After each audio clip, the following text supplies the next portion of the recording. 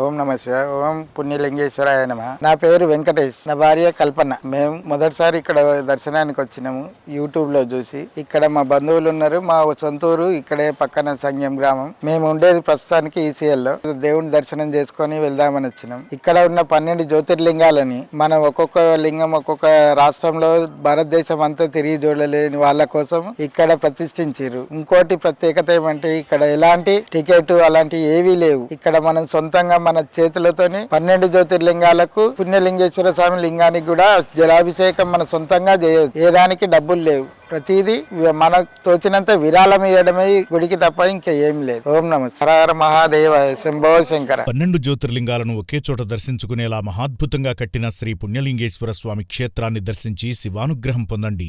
ఆలయ పూర్తి నిర్మాణం కోసం ఇసుక, ఇటుక, కంకర, గ్రానైట్, సిమెంట్, ఐరన్ వంటి మెటీరియల్ను అందించి ఆలయ నిర్మాణంలో భాగం కండి. ప్రశాంతమైన వాతావరణంలో అద్భుతంగా కట్టిన మహాశివ క్షేత్రాన్ని కుటుంబ సమేతంగా సందర్శించి అలౌకికమైన ఆధ్యాత్మిక అనుభూతిని పొందండి.